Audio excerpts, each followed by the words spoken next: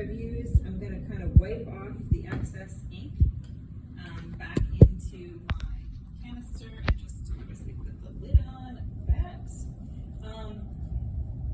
I could technically, if this were just black ink, I could scrape it up and put it back in that. I could scrape it up and put it in another container. I've had students use baby food containers or old pill bottles, anything that's got a nice tight seal, and store ink that way long term.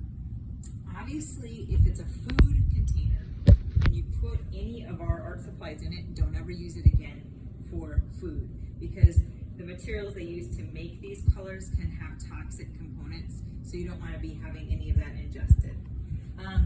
The palette knife is a really nice tool for actually kind of scraping up ink. So I can scrape up and get ink on the edge of my blade. So it's great if I wanted to clean off.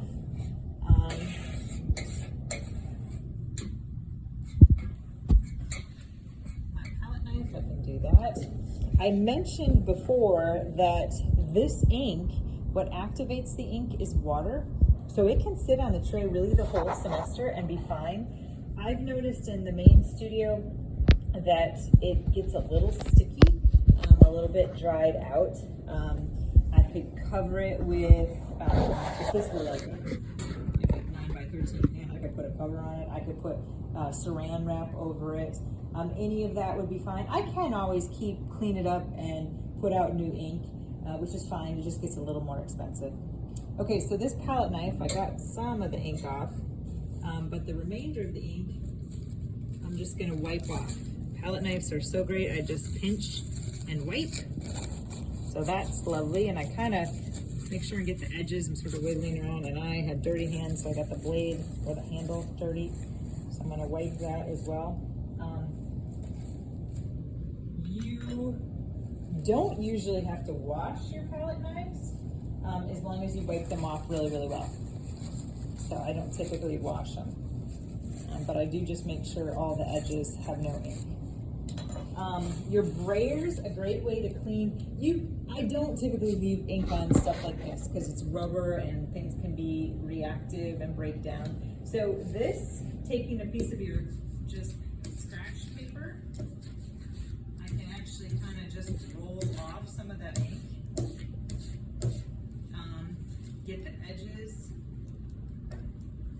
of my brayer. And then I can go clean this up with soap and water. My tray, same thing. If I took the ink off, the excess I could actually wipe off, clean it. So I'd scrape it off, dump it, wipe it, and then ultimately wash with soap and water. Now, your print plate, this was a linoleum plate that we had used. This, actually you can do what's called a ghost print, where you just print on a piece of paper to pull off that excess ink. That's kind of fun. It'll be a light print. You can do that to take off excess ink. This I can just wash with soap and water too. I have tried to leave and reprint. That doesn't seem to work super well, because long term it seems to dry and not really activate very well.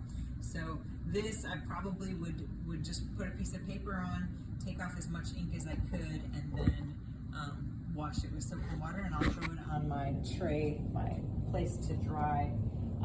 Speaking of drying with prints, you want to lay them flat. Sometimes people hang them on a clothesline, actually with clothespins. In the studio we have like racks that we can put them on. You can just lay them out on your counter or on your floor, as long as you don't have animals or children or people that are going to walk on them, they're good. Just once the paper is dry, it should be good to go. So that kind of quickly covers a little bit of cleanup. Make sure to keep, your work surface clean, because that dirty work surface is what really you run into issues.